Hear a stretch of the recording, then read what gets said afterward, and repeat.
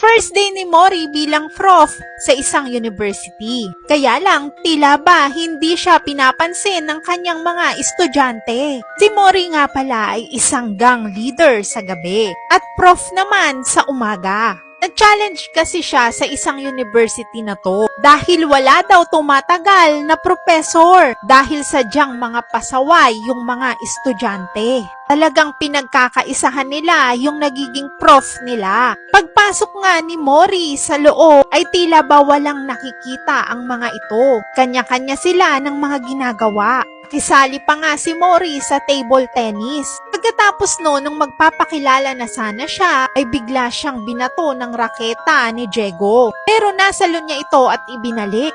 Dahil doon napahanga niya ang mga estudyante. Nagalit naman si Diego at pilit siyang pinaalis na. Pero nakipagkasundo siya dito. Sinabi niya na kapag tumagal siya ng 3 days sa kabila ng mga pambubuli ng mga estudyante na ito, palit nun ay mag-aaral na silang mabuti. Kaya nagsimula na nga ang pagsubok kay Prof. Mori. Unang pagsubok ay agad naman siyang nakailag. Pagkatapos noon ay pinagbabato siya ng mga estudyante. Lahat ng yon kahit sabay-sabay pa sila ay nailagan niya gamit ang kanyang payong. At kahit nga sa parking lot ay hindi siya tinantanan ng mga ito. Naglagay ito ng kunyaring bomb sa loob ng sasakyan niya. Pero para bang may naririnig talaga siya na tunay na bomba. Kaya naman agad siyang lumabas at pinalayo ang mga estudyante. Ilang segundo pa ay sumabog na nga ang bomba. Dahil dito ay nanalo nga siya sa pustahan nila. Nirespeto at ginalang na siya ng mga estudyante niya.